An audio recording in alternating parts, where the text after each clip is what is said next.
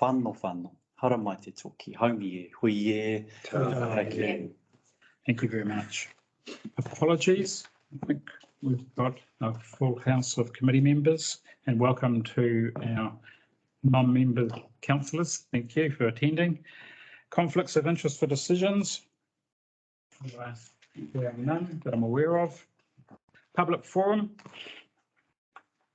None.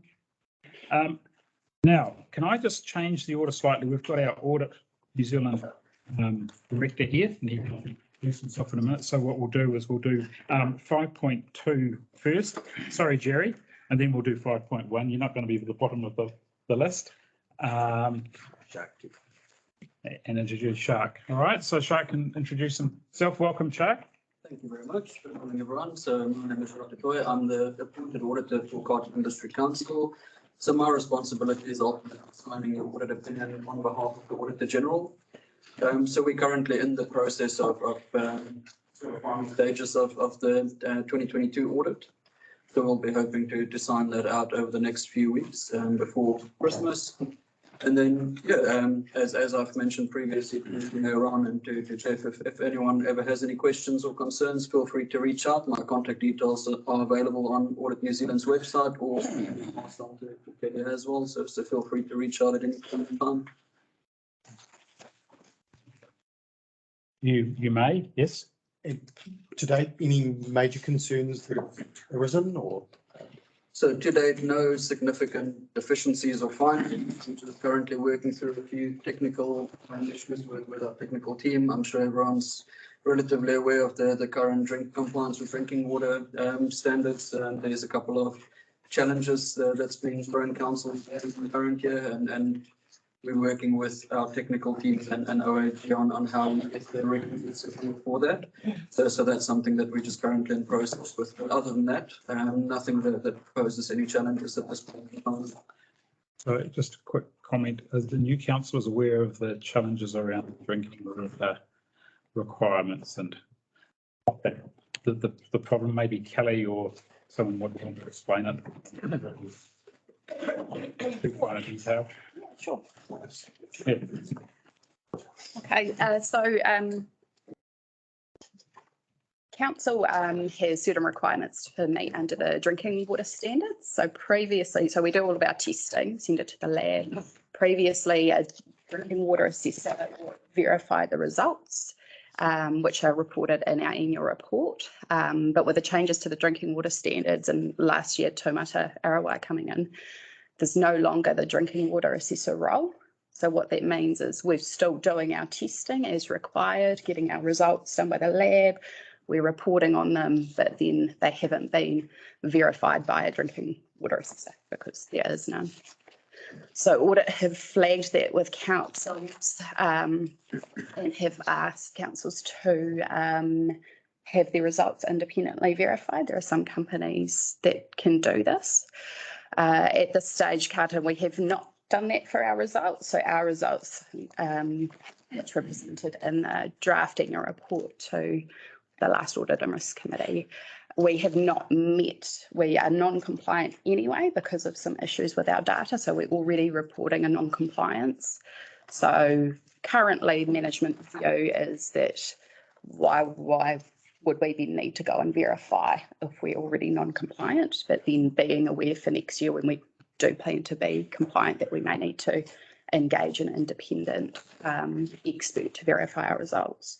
So Jacques and I have had discussions about this, and Jacques is working with the OAG who's in their professional practices group to see if that would be an acceptable approach, and then if not, what that may mean, whether we qualification in our audit opinion just specifically on that result, or whether we do actually need to go and find someone to do it, which is quite a challenge, I understand, at the moment from discussions with other councils. And Kelly, just want to add on to that, the reason why there's these discussions around the technical matters in the background is essentially council has a requirement to report why they haven't complied, which in the draft annual report there is some disclosure around that. But from an audit perspective, we have to gain sufficient evidence that disclosures are in fact complete and is an accurate representation of why it's non-compliant. And that's where we're running into a bit of challenges. What level of work can we rely on to be able to get that comfort? And so we're just working with our OAG and technical teams to ascertain what level of work they would be comfortable with.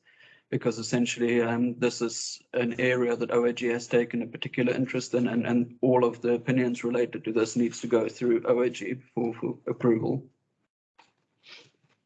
So a bit of technical, people understand OAG? I haven't heard the acronym before. Okay, yeah, the Welcome to Local Government. Yeah. Yeah, Office of the Auditor General. Right, yeah. So under the Public Finance Act, the Auditor General is the auditor of all public entities, including in New Zealand, because they're actually owned by the Crown.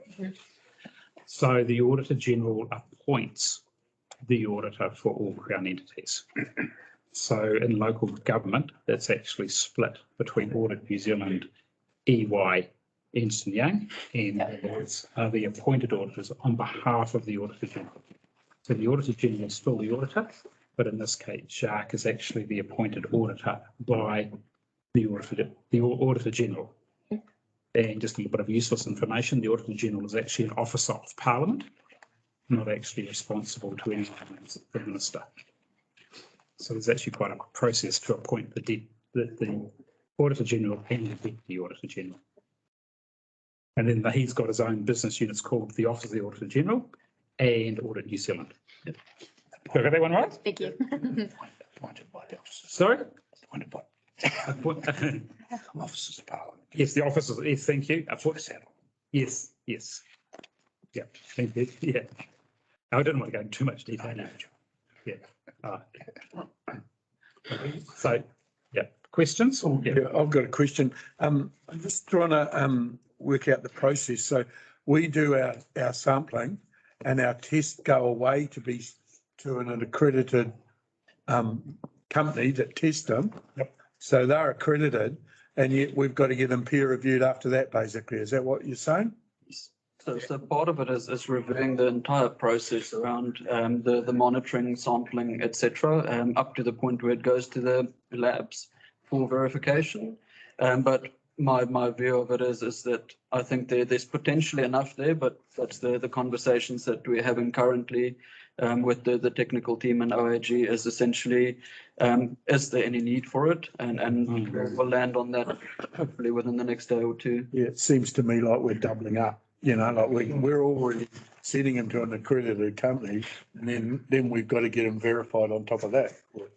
The auditors are looking at the entire process of that sampling regime, whereas the lab is just looking at the sample they were delivered. Okay. So So worst the case- auditors making sure that Our process is. our process is actually delivering a sample from the stated area at the stated time that is a valid sample Yes. for that purpose. Yeah, understand. That's right. Thanks. Thank you. And there's also just a bit of useless information. When that sample is taken, it's got to be processed by a lab within a certain period of time. Yeah. I know there's been challenges with remote communities actually getting their sample to an accredited lab in time due to various transportation issues. So that again, is technically, if you don't get it to the lab on time, that's a non-compliance. But the water standard, the water actually might be okay, but you fail the standard. This is the, and also just I think what Kelly just missed, because everyone assumed the water assessors were actually appointed by the DHBs. Now that role then moved to the water regulator, and they don't have any water assessors. So the whole process has been, in my opinion, not well managed, not from the council's perspective, but from the regulator's perspective. They took over a role, and that there was some relatively good processes in there, but that seems to have been dropped with the regulator. We'll see what happens. David? Yeah, Jack, in your role as auditor, when you make a recommendation, do you then monitor our progress or make any comment around the actions that we might take to address those, or do you basically make your recommendation and then sit back and in a year's time make other recommendations based on progress we might be making or not? So Dale, what we essentially do is as part of our audit, we would review council systems, processes and controls as they underpin financial reporting and also the non-financial reporting. Should we identify any deficiencies or in layman's terms areas for improvement, we'll report that to management and council. And essentially every year we do a follow-up, just seeing how what progress has been made against previous recommendations. Are there any new recommendations? Yeah. Has there been any changes to the systems, processes or controls that could render some of those previous recommendations no longer relevant? So we do that level of review. Yeah. If there is some very specific recommendations where we have some very explicit views, we will say these are some recommended actions that can be taken. But generally it's to the extent of controls or process improvements as it relates to financial reporting or the performance information. So we don't get involved in that advisory capacity. It's more just we say there's a bit of a control deficiency here. We think management can improve and we will sometimes have those conversations, but there's a very clear line that we need to have in terms of independence, which we can't cross. So we do have to be very careful when we start acting in an advisory capacity as opposed to purely in an audit capacity. Yeah, I suppose that was relating really to the recommendations you made around the project management particularly. And that's something that around this table, we've challenged ourselves for quite some time to make sure that we learn from the past and make sure that whatever we change and improve on is actually going to achieve the desired outcome. So I guess the fact that you would make recommendations, I guess you would have an idea around how that would help shape whatever actions we would take. That's correct. And happy to sort of give some of that high level direction, but we can't really step away from any involvement with decisions. There is there needs to be a separation between the auditor and management. And, in our case, that relationship is very good and very strong. And, we adopt the recommendations that we made. But there needs to be that separation. And also in terms of management, I think there are times where you don't want to ask your auditor for an opinion because then you're stuck with doing that. And there may be other considerations that you want to take into account before you follow a path.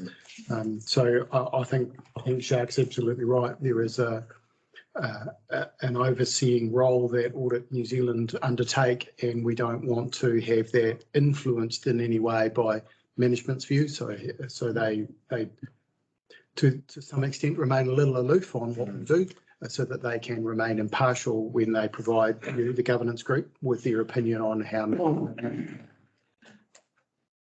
Can I also just clarify, particularly for the new councillor, sometimes the Auditor General will put out guidance, and they have, for example, put out guidance on sensitive expenditure. Yeah. So Audit New Zealand will say, well, where's your sensitive expenditure policy? And how does that compare with what the Auditor General has actually recommended as best practice? And I have seen it where one council, while the Auditor General recommended something, the council decided for very good reasons that it was going to not follow that. They documented the reasons why they weren't following the OAG policy. And the auditor basically didn't comment on it because council actually, that was a policy decision. And the council went into that decision with their eyes wide open as what were the risks and benefits of not following the OAG's guidance. Correct. And we do sort of guidance on high level things like procurement, sensitive expenditure, etc. So there are some guidelines available to council. That's all on the General's website. But in terms of the actual recommendations, we do try and keep that line of separation to not get into that advisory space. Yeah, I understand. Thank you. Okay.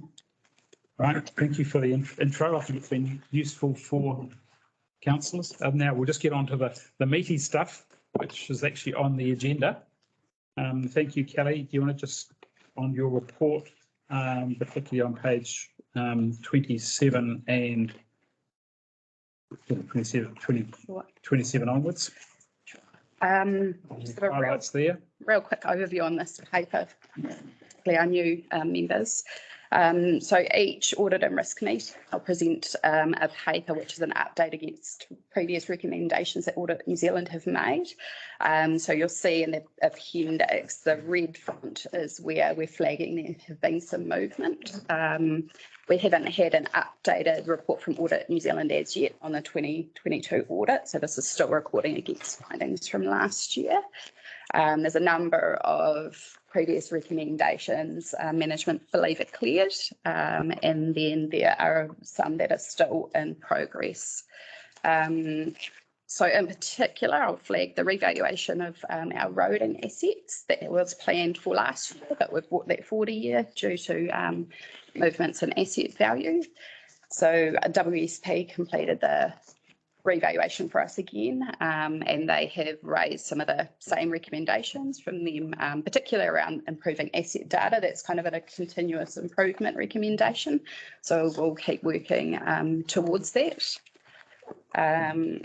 And then I'll just flag as well, there are a couple of updates under project management and contract management, which shows some actions that management and staff have been taking to address those recommendations. Thank you, Kelly. Are there any questions on your report? Any questions? So just clarifying, so what you're saying is the items that you've highlighted as cleared will remain on this report until such time as Audit New Zealand produce their next report and they actually say this item has actually been cleared. And from my experience, audit usually like to see the new control or process or something implemented for a full year before it's cleared. So if we've implemented it partway through the year, they may not say it's cleared until the following year. So timing can have a role. So some of these may still show up in the 2020 report. We have only.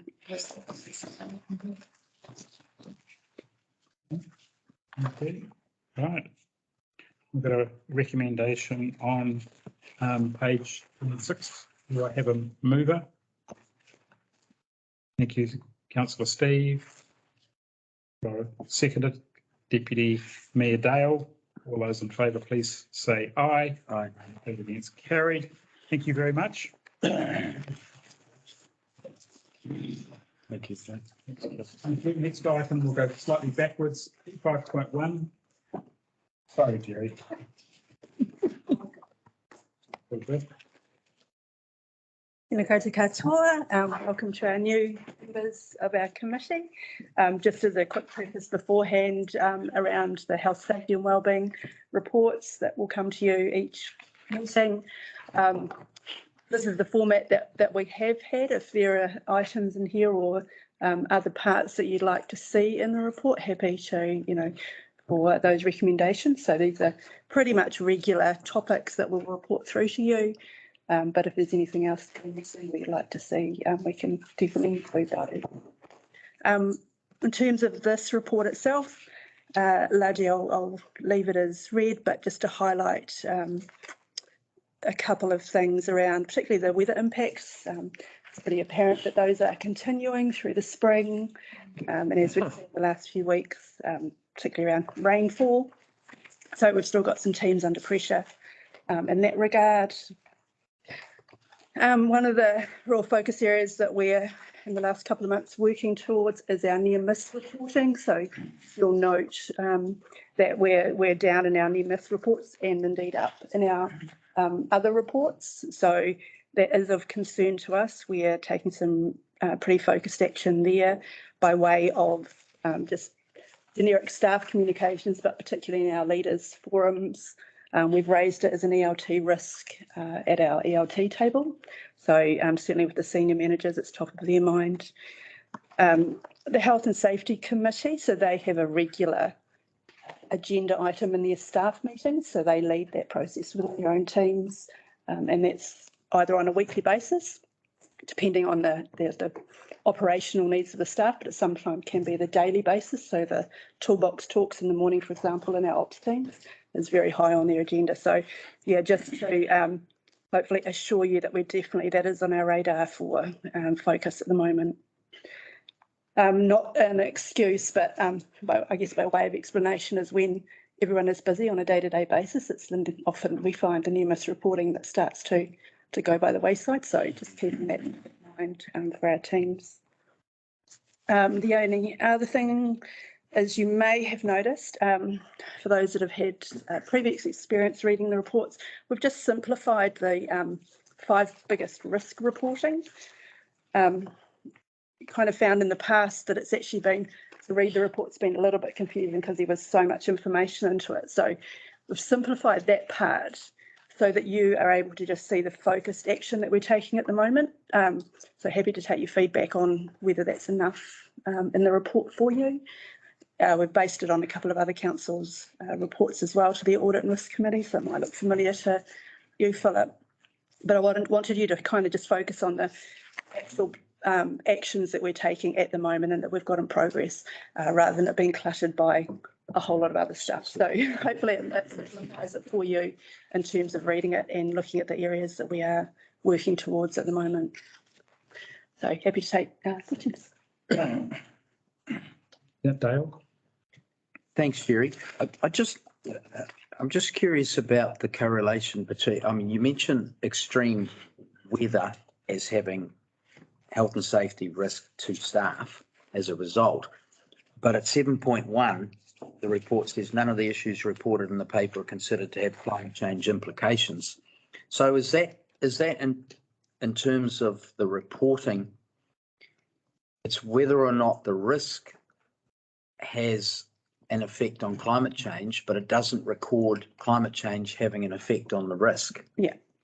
I guess in terms of the considerations in the report directly related to what's in the report, so climate change, I guess I'm thinking long-term climate change is going to have an impact on how we do things and perhaps the demands on the operations teams in themselves, and yeah, heightening the risk of they're busy. The actual climate change or the demands on the team shouldn't increase their risk if they're doing what they need to be doing as such. So I guess we're focusing around, I feel, yeah, that the near miss reporting has slipped because they've been very busy. That shouldn't be the case. So as an organisation, we should be able to respond to the demand, which is a concern at the moment. So, but yeah, certainly take the note around the increased busyness and demand for our teams due to climate change. Well, I mean, how do we, in terms of this committee, how do we record the increasing pressure from climate change? Because, you know, if the consideration is that climate change, there's nothing in there that relates that is considered to have climate change implications, then that's the But if it's noted in the report that climate change is increasing risk to staff over time, does that not help build a case for change or improvement? So we've hopefully captured the longer term impacts or risk in our risk register. So we've added in the climate change mitigations and risks that we've thought about in the risk register, and along with the resilience framework that you guys have been working through. And I guess for in terms of the reporting on a regular basis, the difference between what's weather and what's climate change, and probably Marty can talk better to the difference between the two. So has it just been a really wet winter in the last couple of months, or I guess when we're thinking about the climate change risk and impacts, we're sort of talking more long term. Hopefully, I'm hoping we've captured those in the risk register as such on a long term basis. But happy to. Others may have some. To me, it's not about physical thing. It's the well-being thing. It's the mental thing of, you know, day after day after day of crap weather sort of thing, or hot stinking days and you're having to work in it. And that's what we find at work. It's more the well-being of the staff that would be, it's my concern at work. And that's the balance that we have from the managers have a balance around trying to, you know, the importance of near miss reporting at a time when they're really busy, and the world's upside down as well in terms of it's not just about work. There's a lot of, you know, like government reform, there's a lot of uncertainty in staff at the moment. So we're trying, you know, again, to balance the well-being with the risk aspects. Any other questions, comments? I've got a couple, Chair. On page 10, you talk about regular contract audits as being one of the controls. Contract audits, so, yeah, right. Are we sort of talking, sorry, 4.2 is? Yeah, under the risk, right? Regular contract or audits, right? So in terms of, it would actually be good in future to see the number of audits that were done in the last quarter. Okay, sure. And also, we know gory details, that's not our job, but we actually understand we did 3 audits, 3 passed. We did 3 audits, 1 failed due to a minor issue, because one of the things that keeps me awake at night as a local government risk person is we know we're relying on a contractor to do something, and we should have known that they weren't doing what they said we were doing, but we didn't, and something happens. That's the last place I want to be. And it's about, you know, the way to get assurance is to actually do regular audits, and also to make it known to the contractors that we will actually come and audit you at some stage. It might not be this month, it might not be next month, but we will come and visit you to make sure you're doing what you said you were doing, which keeps them honest. Because we collectively are the people, the PCBU, we are the, this guy goes to jail, not the elected members, not the chair of the Audit and Risk Committee. It's this guy. We want to keep this guy out of jail because it's not good for him, and it's thank you. Right? It's not good for us either.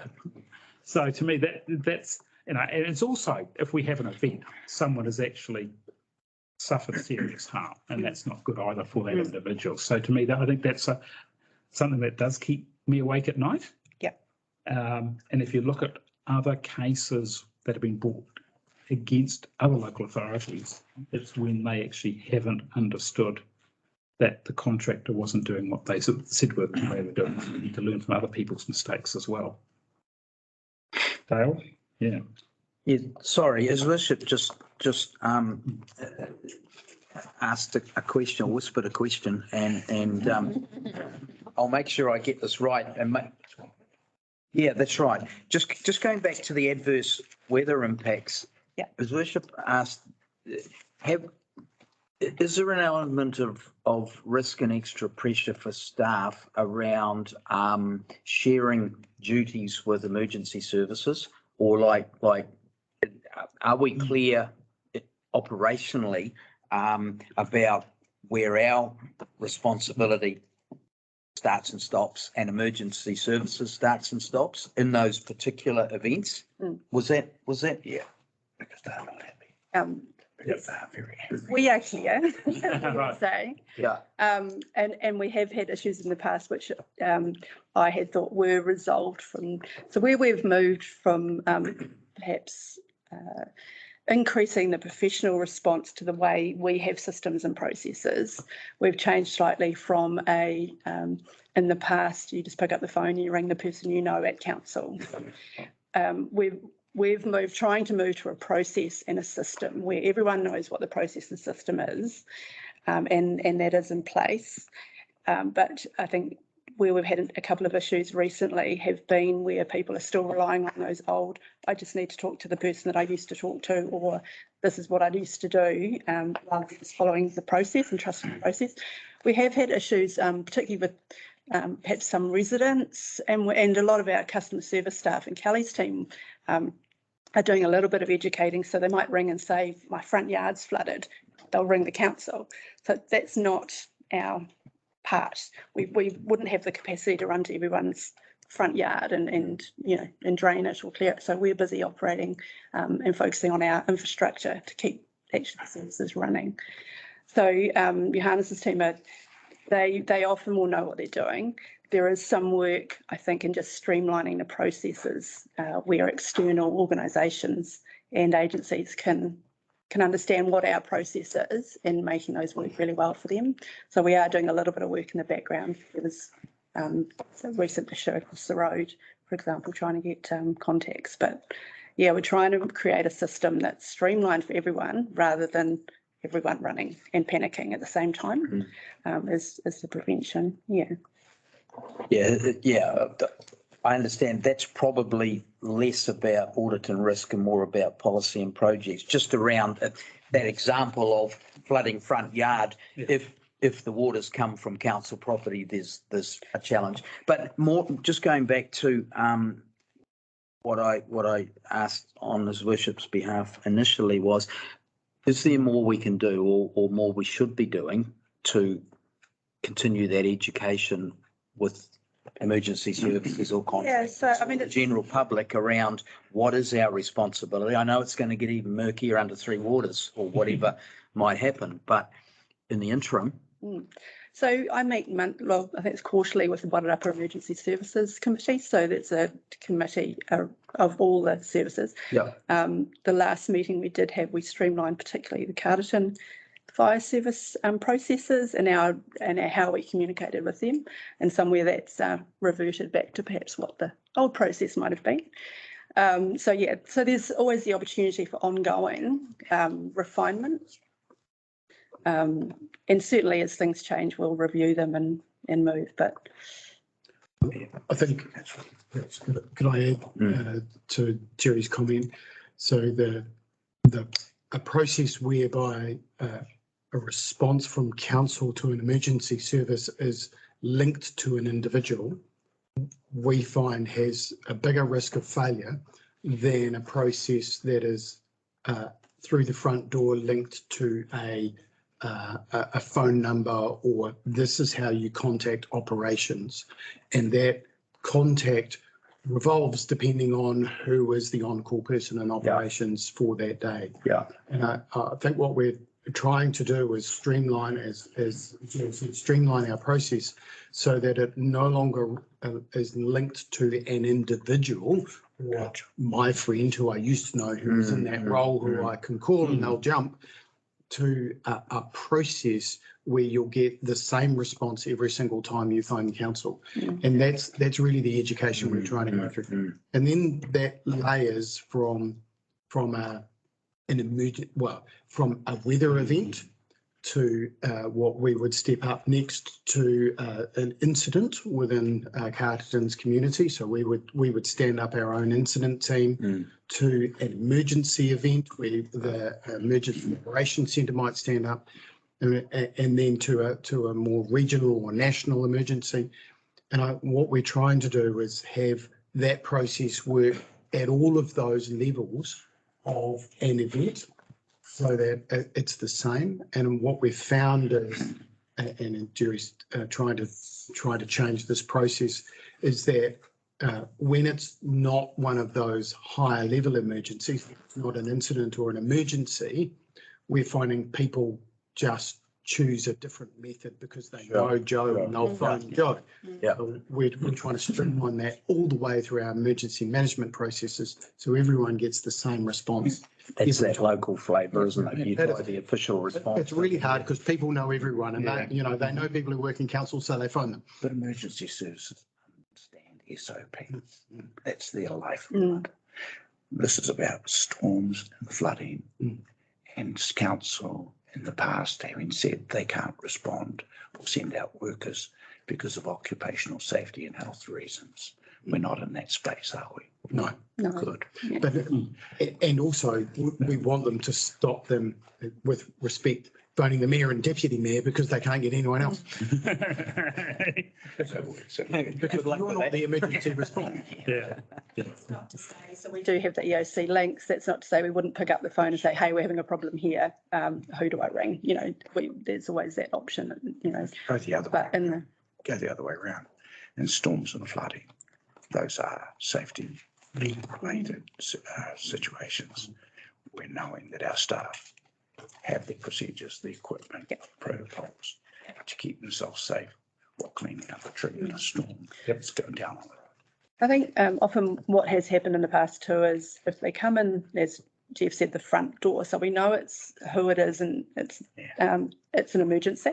The team will get a whole lot of calls from that perhaps aren't at the same level. If we know if this is coming from whoever, then we can respond appropriately. So because we know that if it's fire, for example, are calling us, then we, will escalate that level of risk because we know that it's them. And so we'll, if they're calling for help, then we'll prioritise that and escalate that. So, yeah. Great, thank you. I just had a question. With the second priority that you've noted of working alone and remotely, obviously through COVID, that would have been huge. I'm wondering if you can let us know what percentage of the staff are still regularly working from home or remotely? Yeah, it would be off the top of my head. Certainly a lot less now.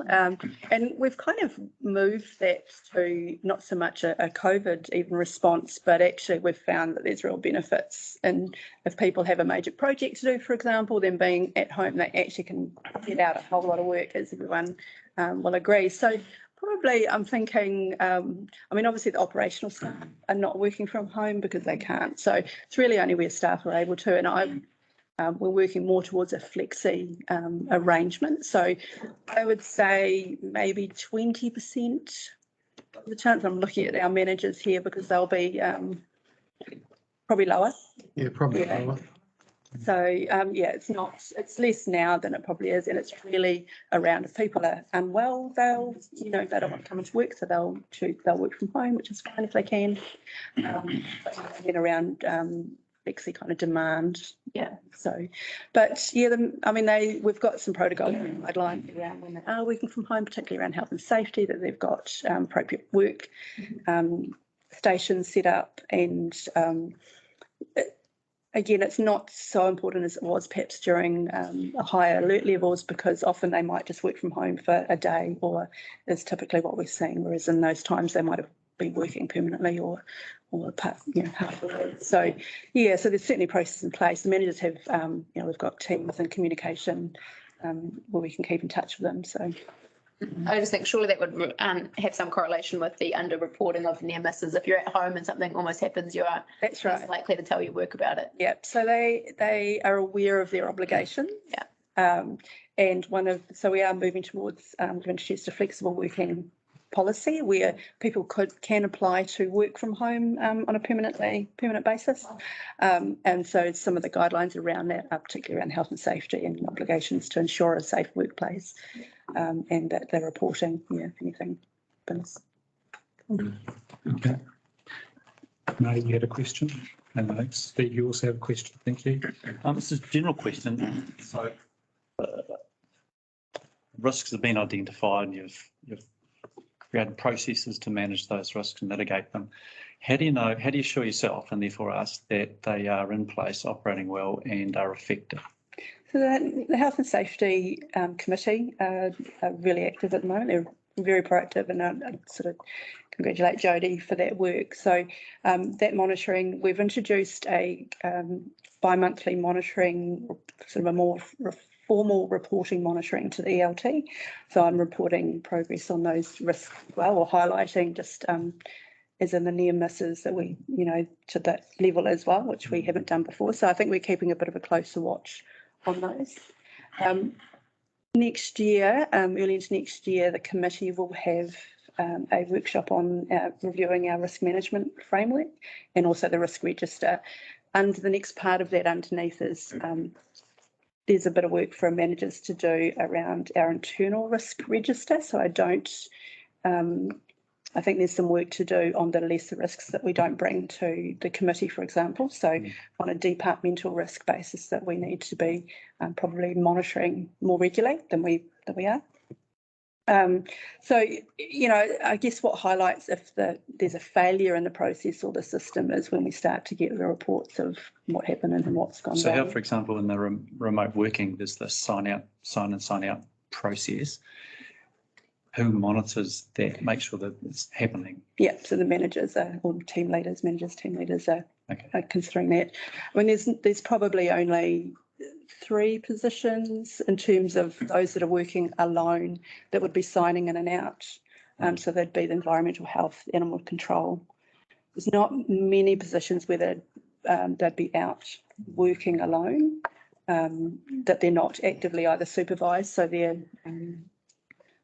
the roading team, I guess, Johannes, you'd have them working alone and out. So they'll be signing in and out. Their schedule. Not necessarily, because they work from Rumanga roads. So they work in isolation, but we always know where they are. So they don't necessarily sign in and out there. The other high risk ones, so probably the highest risk one would be our animal control. Yeah. Often they're out the back of the road. Yeah. So ensuring that they have the device, you know, to be able to. The regulatory team are very good at actually, checking in. So you can hear them say, I'm heading to X, Y, and Z, and I'll be back at whatever time. And just also noting, like, a lot of the things are on a schedule, particularly in that regulatory team, like they've got inspections booked, so we know exactly where they are. And all our council vehicles are GPS monitored. So, you know, if we've ever had that issue of, hang on a minute, somebody's rung up and said XY is late for this inspection here, and we've gone, oh, their first inspection was at Flat Point. We will just jump onto that GPS tracker, have a look and make sure that vehicle is moving. And if it's moving, then we can run back and say, look, he's obviously just been delayed a few minutes. We'll be there soon. So there are some quite good checks and balances in terms of monitoring those staff working on their own in that regulatory space. Just to say something, if I can introduce it, you that GPS tracker, does it actually have the ability to alert if there is a rollover, you know, a sudden stop or a sudden impact? I know. No, I don't think so. It's mostly around monitoring vehicle speed. Okay. And location. Okay. No. I know of a rally incident when basically the friend of ours son was actually involved in a rally car and it went off the road and it had a 17G accident. The emergency services were there within 3 minutes at the site, within 3 minutes of the event, because of it. They actually knew there was an accident. The guys in the control.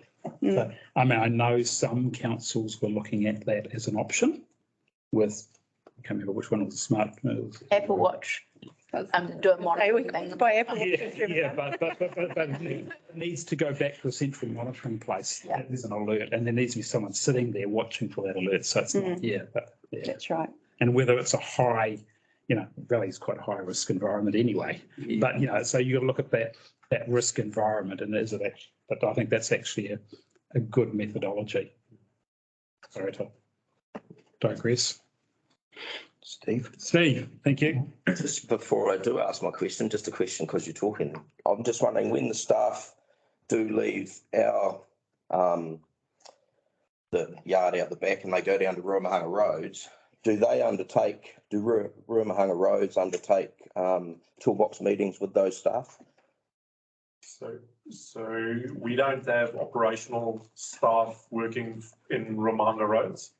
So that's just the roading manager and the corridor coordinator. So they don't necessarily attend the toolbox talks for the operational, like the Fulton Hogan team. And they don't call into the depot. They report straight to Ruamahanga roads. Okay.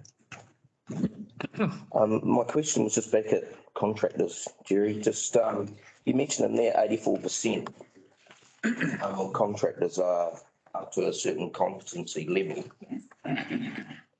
How many, like what level, how many contractors are you talking that aren't up to that competency level? And with that 16%, or is any of that 16% of contractors working on high risk work for CDC, and are we really pressing them and saying to them, you're not going to get a contract unless you raise the level?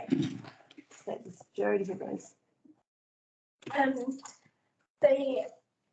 So the competency level, through site-wise, they have to get a number of 75%, and that's their policies and procedures and reporting, all of those things are done through site-wise.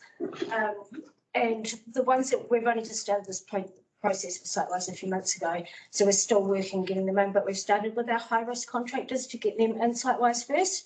So we've got 45 of our contractors are assessed and current, and with that, so the average for our contractors is 84%. So it's higher than that base of 75, which is really good. We've got 3 that have registered, but they haven't been assessed yet.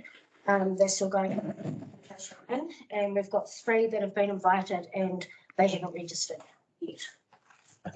Thank you. Good question.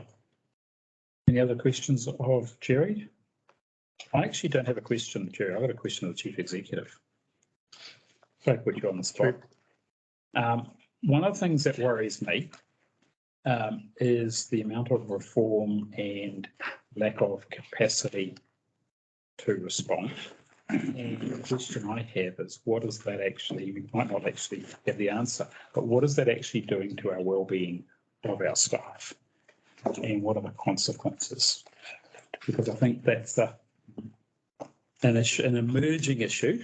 And elected members. Sorry? And elected members. Oh, okay, yes. Yeah, we're not staff. You're not ours, right? Not Jeff's responsibility, unfortunately. That to me is, and as I was walking out the door this morning, there was a snippet on the news saying is that 50% of people are now suffering from, more than 50% are suffering from stress. And I'm going, wow. So what does that actually mean? We've got a responsibility. It's not about health and safety. It's also well-being. So where's that on your radar, Mr. Chief Executive? So the reforms program, there are a number of reforms programs. So the first one is Three Borders reform, which is mostly being handled by staff in-house. And we've started at the top level by having our transition manager as part of the ELT. So Johannes is our transition manager reform. At this stage, we have been able to manage those requests internally. The challenge is coming, as we all know, the RMA reform program has also recently been introduced to Parliament. And so that will probably impact our capacity issue far more, because we have less planners available to deal with the consequences of the RM reform. So what we will have to do is look external for capacity to deal with those issues and the feedback and the responses and questions that we will get asked by government on the RM reforms. The next layer of reforms that is coming through is Future for Local Government. So we've all heard about the draft report that came out for Future for Local Government in October. That is currently out for consultation at the moment. And we, an ELT and a governance group, are going to have to respond to that. So that workload will also come, I'll use the famous phrase of delegating it. So I'm going to delegate that one up to the governance group to help with on that. Another reform that is coming through is civil emergency reform, which is our emergency management and civil defence and our response to emergency management. So those that stayed for the whole day yesterday would have had that as our last session. So that is another load of reform that is coming through that will also impact on us. We will rely heavily on Wellington Regional Emergency Management Group to help us through that reform, but it will impact on staff. So I think the answer is at the moment we are able to keep our head above water, but I expect that as more reforms come through, we will have to rely more heavily on external contractors for us to be able to respond. And that will drive cost. Yeah, and there's very little I can do about that because it's central government. Yeah, and my real concern is at the moment we're seeing at the moment we've got no capacity from audit. I would imagine that if you're relying on external resources, where are you actually going to find them? Because they are hard to find. They are, well, I would say good people are hard to find.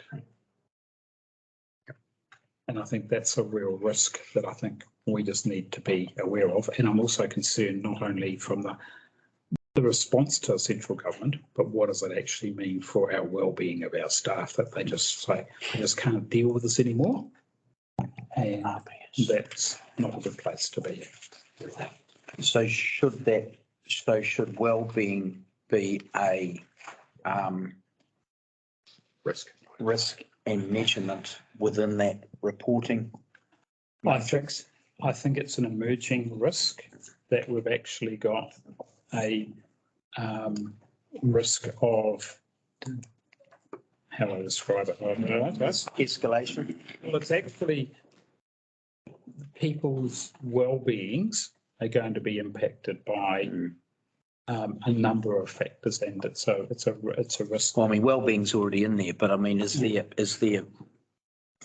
there changes that you would suggest need to be recorded or noted? Where I was heading, Councillor, was me is it's actually in the future.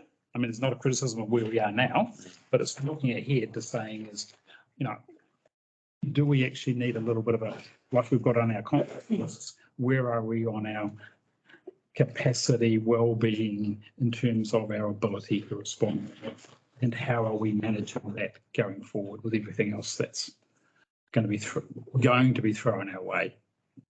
Sure.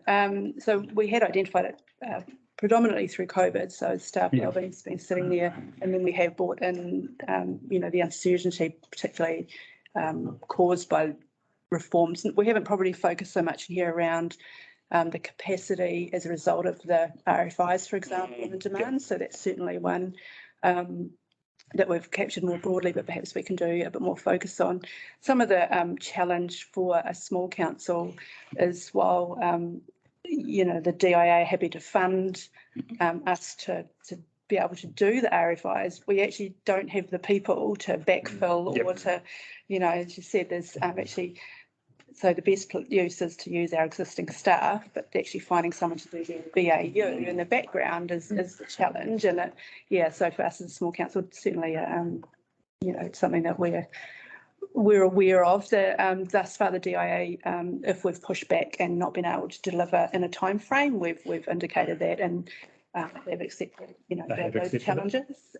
So I think there's quite a few councils that are pushing back on those requests. Thus far, we've done a really great job of being able to meet the deadlines. But it's going to increase. My concern is that those RFIs are only going to get worse, the amount of work that needs to be done in the next 12 months. We've had real success, I think, particularly in the last 12 months around staff wellbeing strategy that we've brought in, changing some of the policies around allowing staff, particularly the flexible working, so where they've had projects with work, that's been really successful in allowing them a focused time to get bodies of work done. The leave is an ongoing challenge, as you would have seen in the audit report, is actually in our operational teams getting people to take leave, and we have in the last 6 months required some to implement plans. So we've got in our operations team, some of them are taking a day a week programmed leave, so we can just give them a bit of a break and then challenge those balances as well. So we've probably done a little bit more of a formal focus around getting those leave balances down, which is working pretty well. Yeah, I mean, wellbeing is certainly top of mind for our team leaders and managers along the way. Okay, thank you. Any other questions? I think we've grilled you enough, haven't we? We're back to the end of the agenda, won't we? Back to the end of the agenda. Yeah. Right. So, Careful what you ask for. yeah. So page 13, we've got a recommendation. We just received the report. I think we probably should actually make, not only do we receive it, but we actually just note the actions that are being undertaken in response to council's responsibility in terms of health, safety and wellbeing. And I'm happy to move that. So have you got that, Robin? Yeah. Yep. All right, do I have a seconder? Thank you, Marty. All those in favour, please say aye. Aye. It's carried. Thank you, Jerry. Treasury report update, 5.3, page 37. Welcome back, Kelly. Thank you.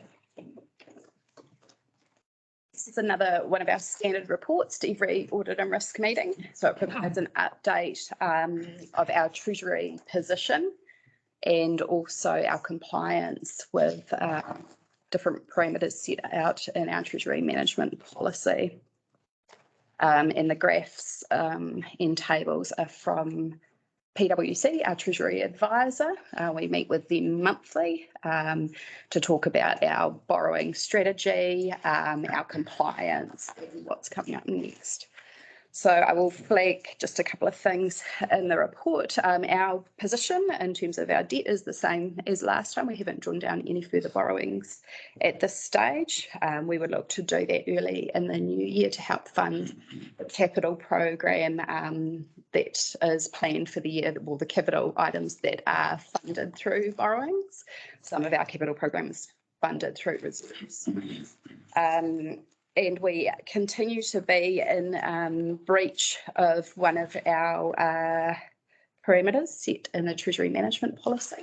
So that's to do with our the maturing of our debt. So page 40, we have a significant amount of debt in the 0 to 3 year bucket. And as the report notes, that is due to trying to have our 3 waters related debt maturing around about in 2024, which has meant we have quite a lot in that time frame. So we are considering that strategy still with PwC as to whether we continue with that, because there are some risks involved here, but there are also some potential benefits as well.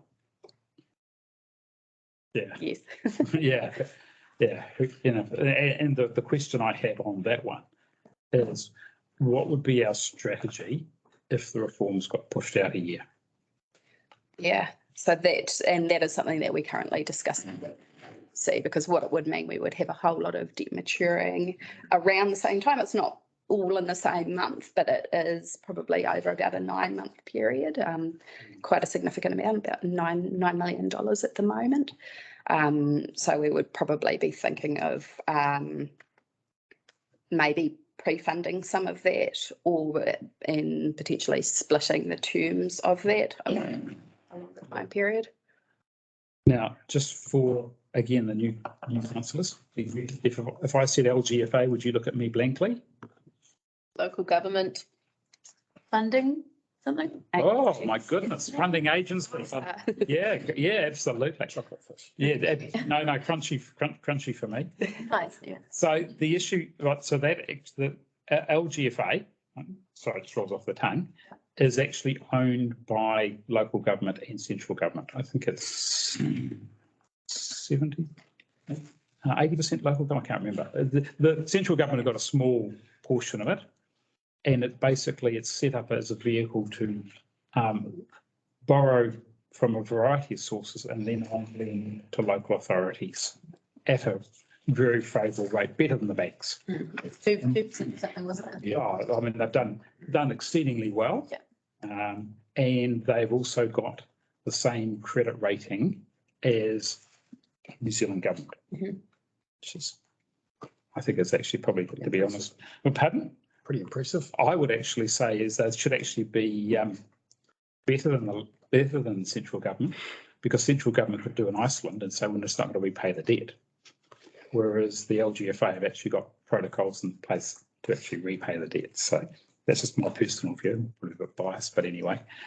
So that's worked really well. So the risk that Kelly is trying to manage is about what is known as liquidity risk, about ability to borrow when debt falls due. And with LGFA, that liquidity risk has actually been reduced because of their capacity to borrow. But the risk is with every council having this strategy, does LGFA have the capacity to actually then go and reborrow all that funds for a short period of time? So it's actually not, 9 million is not a lot for in terms of borrowing, but every council is in a similar position. Yeah. Then that would actually put LGFA at potential risk as well. So which is exacerbated, or the risk is central government. Oh, I mean, not to labour the point, but we've been told to be ready for a particular day. So we arrange all of our borrowings and all of our processes to align with transition day. And then you have an election in between, and already the speculation around what political expediency might do to that transition date, which then puts our previously well-constructed plan in jeopardy, which again is if this council was to accrue not just risk but financial cost as a result of government shifting its goalposts, I mean, that's just completely unacceptable. well, I think it's worse than that. Deputy Mayor, I mean, I would actually be saying is that have we actually got clear, definitive guidance from DIA or the transition unit of how our debt is actually going to be treated on 1 July 2024 yet? Because that to me is another risk, because they're saying is originally they were going to take it all over, and then they were going, no, we'll actually give you all the cash. And now there's mutterings about, oh no, as you pay it, we'll actually advance you then. So there's all sorts of permutations of how councils will transition that debt. Nothing is locked in concrete until we actually get that signed instruction or their method. We will have no certainty, and when you've got no certainty, there's always risk, including that new phrase, minimal viable product, which may be on transition day. It's not a complete transition or handover. It's a partial, which again implicates our debt. And because if they choose to take Three Waters product from us, that is less debt, and what they leave us with is greater debt, that then changes the whole our situation again. So it's very unstable. And there's an election in the middle of it. Well, His Worship has just said, will the Office of the Auditor General note this issue in its report? Like, is there any sort of recognition from the OAG that where we might find ourselves is not from our doing? In other words, there's external influences that increase the risk. Good question, Kelly. They will quite likely say something in the audit report to signal the uncertainties around Three Waters. Yeah, in terms of our audit opinion, but is it actually then reported to Parliament? And the question I have, does Parliament will they get it in time? And will they care? Only you could say that, right?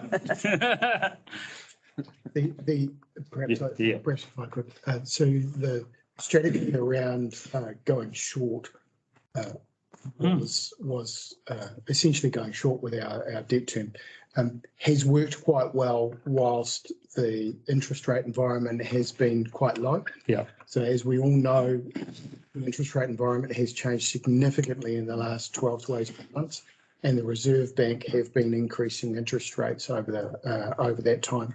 So we haven't had a huge amount of borrowing over that time either. So we haven't been caught in a whole lot of debt in the rising interest rate environment. But what we have now is what's referred to as an inverted yield curve. So short-term interest rates, so up to 2 years, are fairly high, and longer-term interest rates are lower than the 2-year interest rate. So if we do have new debt that comes up for drawdown for us, it would be prudent for council to take a longer term view, because we will end up with a lower interest rate than if we were to take a short term view on debt at this stage.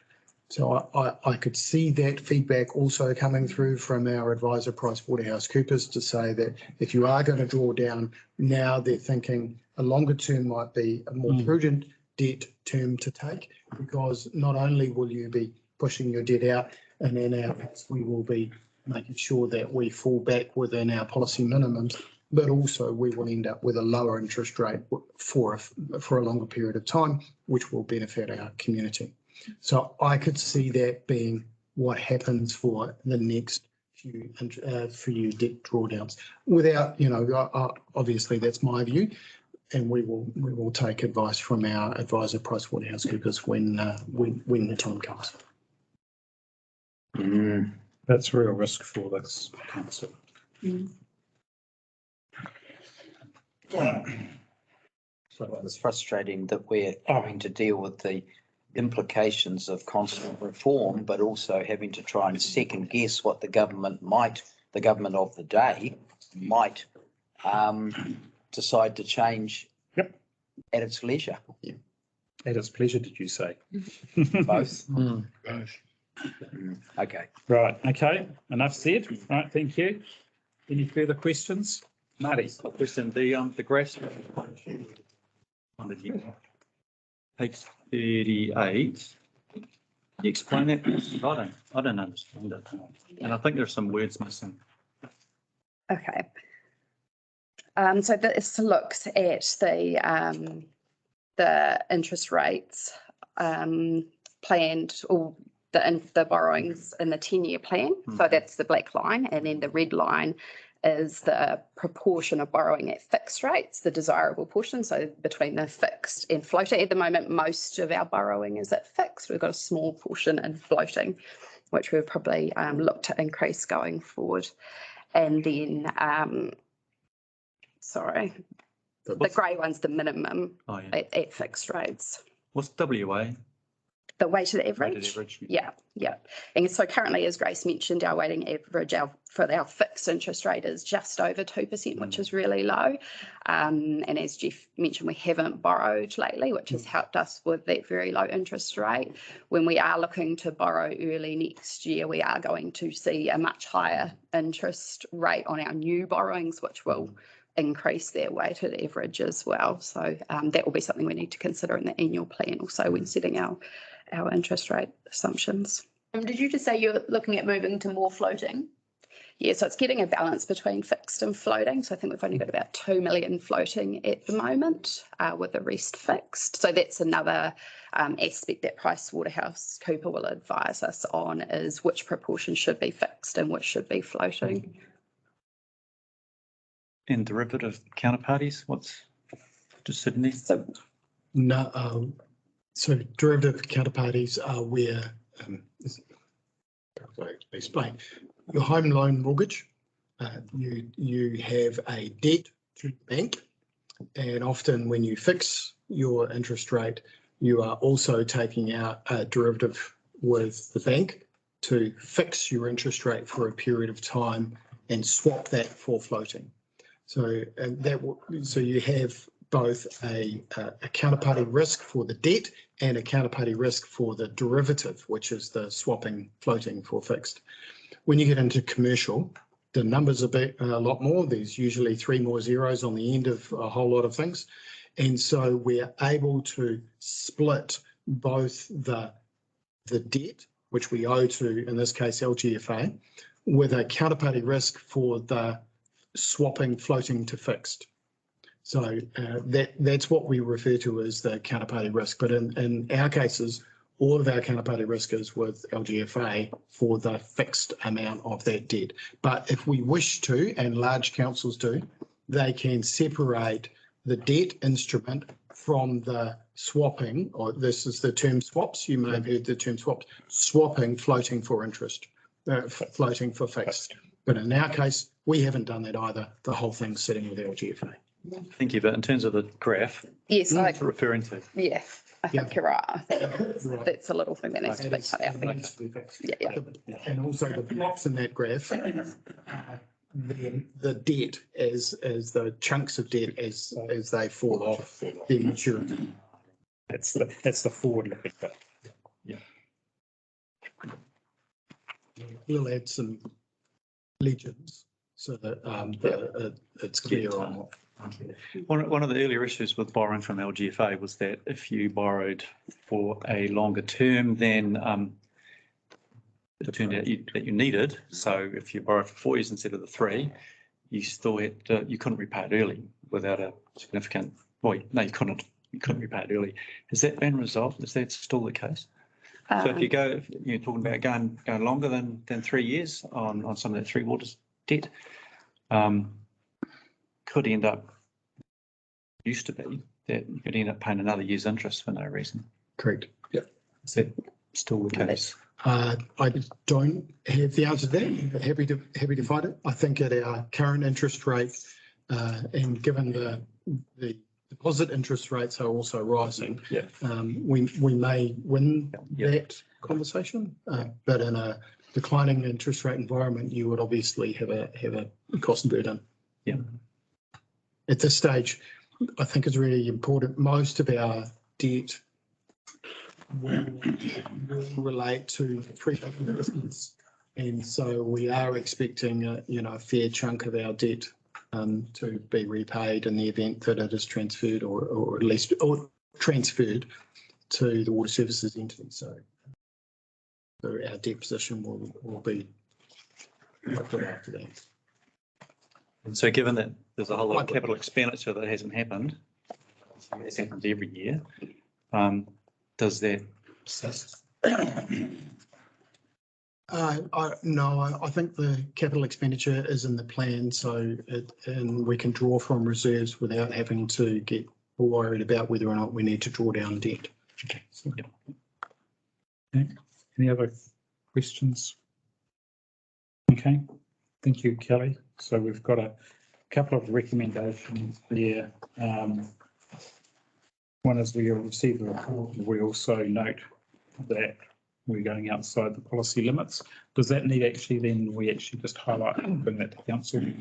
Yeah, so that's noted in the report that will be part of a report going to council. Okay, thank you. All right. So do I have a mover for the recommendation on page 43? Thank you, Dale. Do I have a seconder? Thank you, Steve. All those no further discussion. All those in favour, please say aye. Aye. It's carried. 5.4, our proposed audit and risk schedule for next year, including agenda items. Thank you, Kelly. So the aim of this paper is just to bring a rough work program to the committee for next year. It helps, I suppose, the committee to know what's coming and that the key things they want covered are planned for the next year, and it helps staff also to prepare for those meetings. This is a draft, and happy to have feedback and amendments from the committee. We've tried to hit some key targets, such as the 6-month review of the CE, annual plan timeline. We've tried to fit some of those into the appropriate meetings where they fit. Occasionally things will need to be moved. So if the report from audit is late, then we just shift. So it's not set in stone, but it does give us a good guide for the year. Thank you, Kelly. Kelly, any comments from Gail and then Marty. The risk register for the February meeting, is that to prepare the risk register or present it? So previously the risk register was presented, excuse me, to every audit and risk meeting. So the feedback earlier in the year was that probably shouldn't come to every single meeting. So for now, we've just put it in one. You may want to see it twice in the year. That's up to you. Take your guidance there. But we do have a risk register. There's a plan to do some work with elected members in a workshop early in the new year around updating that and looking at the register. And then it would be presented to the Audit and Risk Committee at that meeting. Yeah, it's probably more about what the terms of reference for risk are, or what the definition for risk is, and how we monitor risk over the 12-month period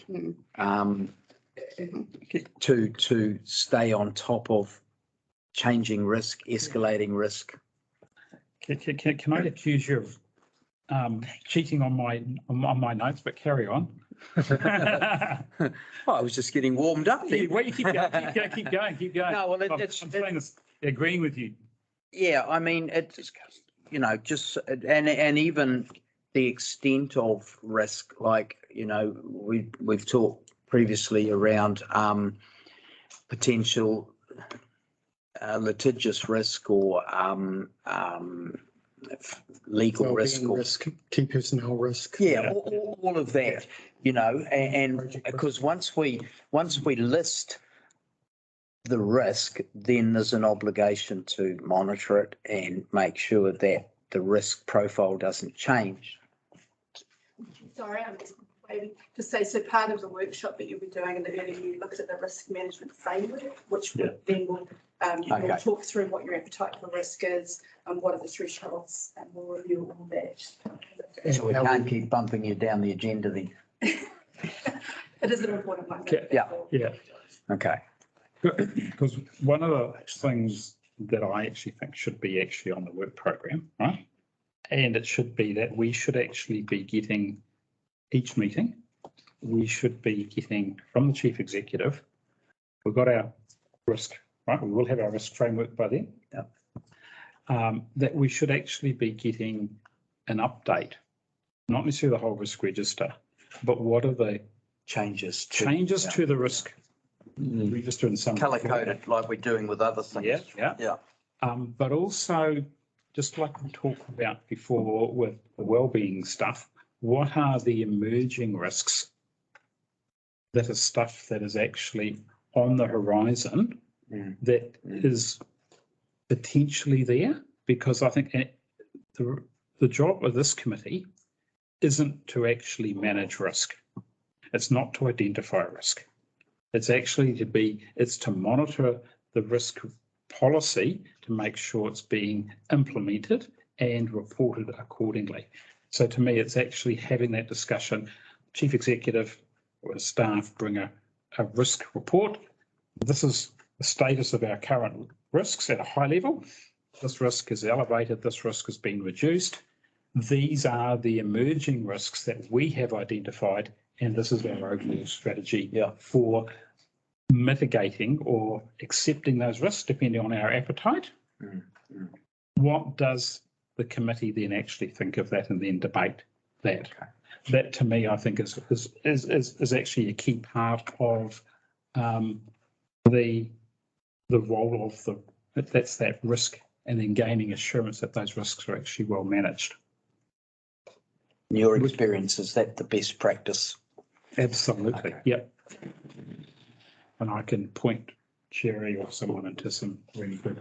That would be good. Best practice. So, you know, you're not seeing the risk register in totality, but for example, if you're seeing, basically you should be reporting, the chief executive should be commenting on the top 5 to 10 risks and how they're moved, and any other substantial movements within the risk register each quarter, but not actually seeing the whole risk register.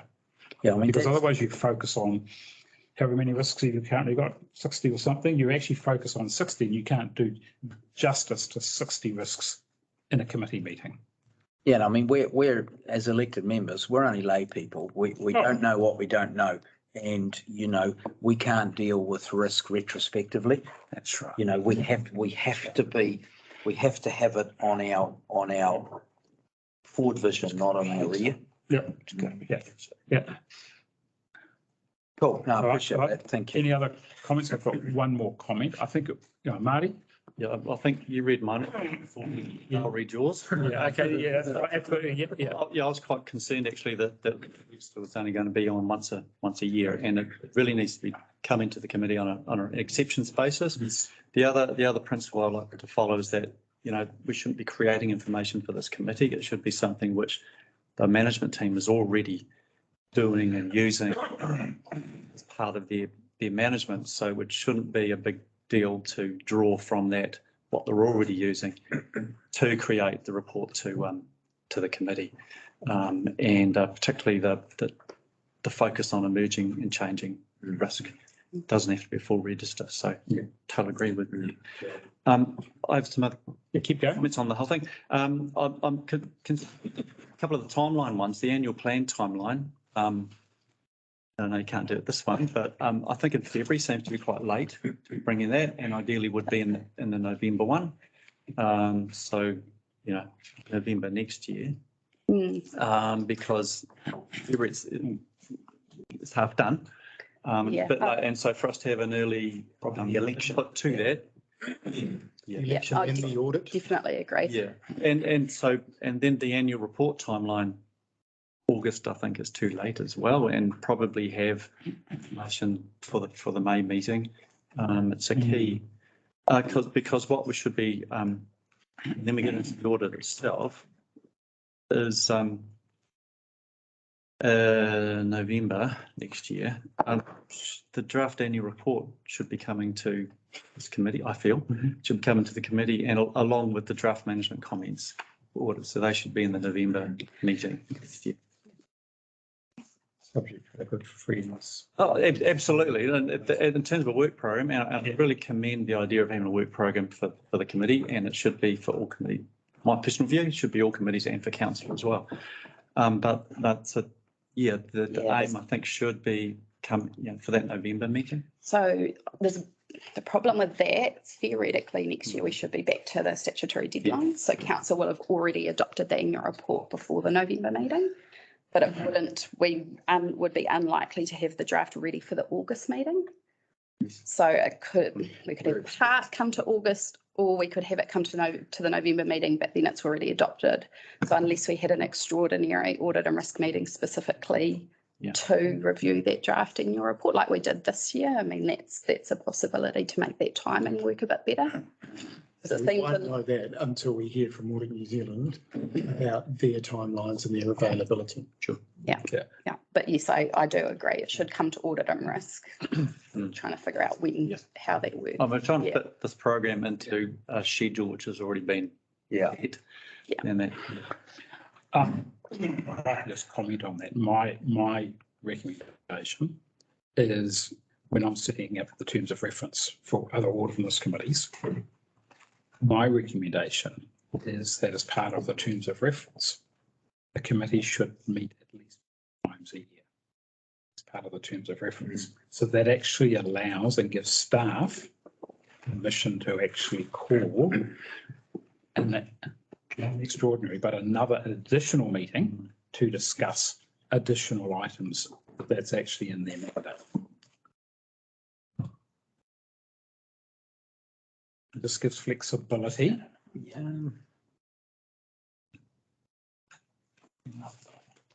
Yeah, I guess as Worship just said, is that enough? That's a really good question. And my view is there are some councils that meet every 6 weeks with their audit and risk committees. There's some that meet every 2 months, and there's some that meet every quarter. And I think that's a council decision that they need to debate. Well, what do we actually want the audit and risk committee or risk and assurance committee to actually do?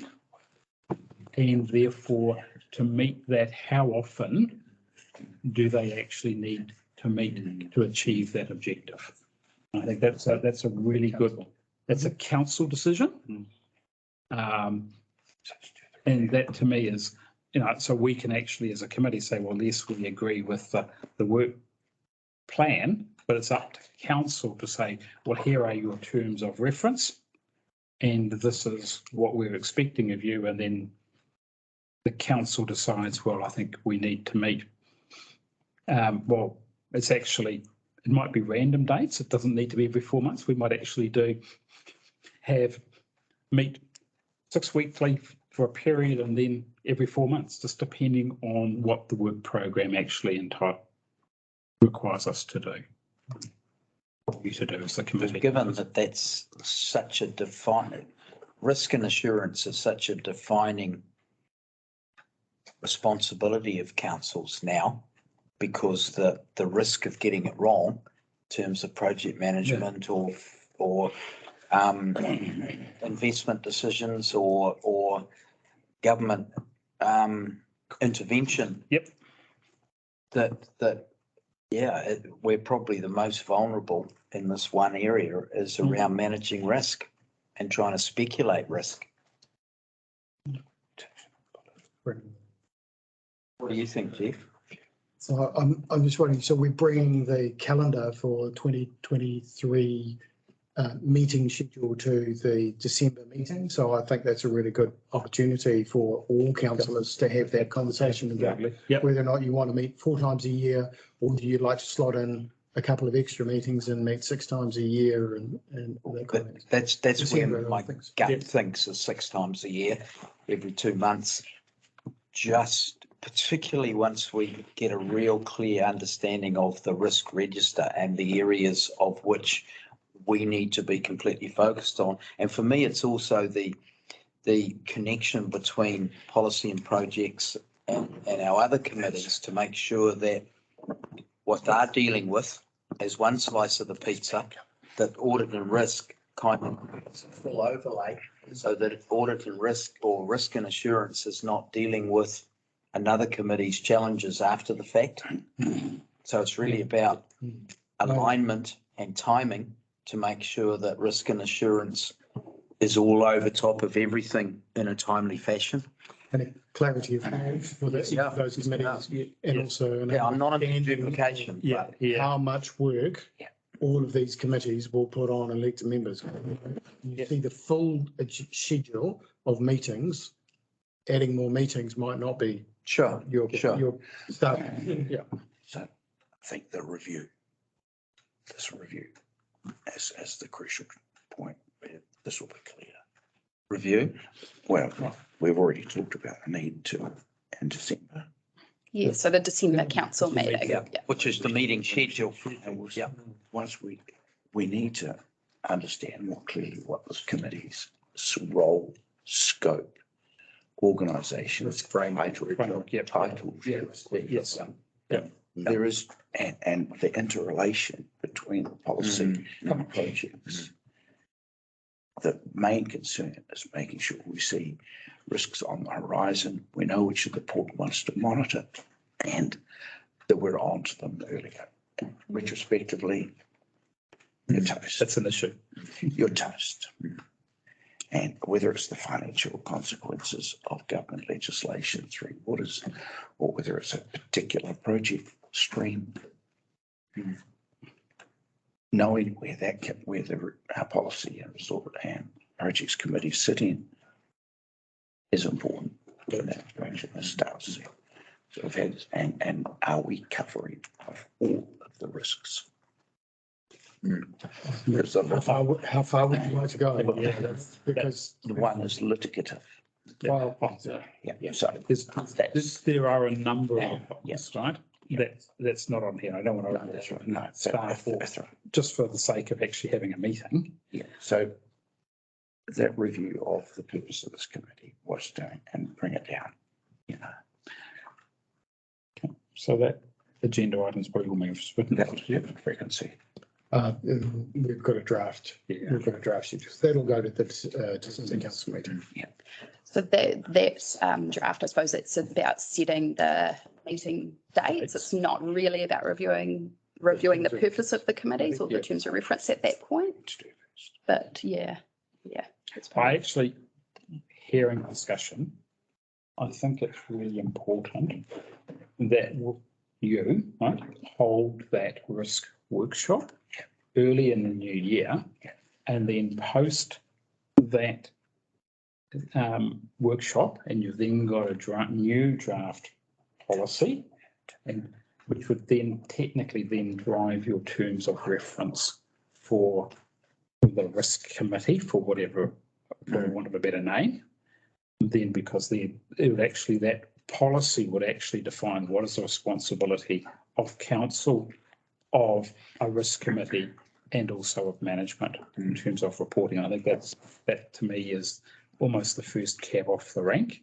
And then you might actually, having had that, you might then have to tweak your meeting schedule, knowing what other committees are actually doing and linking back that to your risk policy. So is that, Because I think we agree, it's not an audit and risk.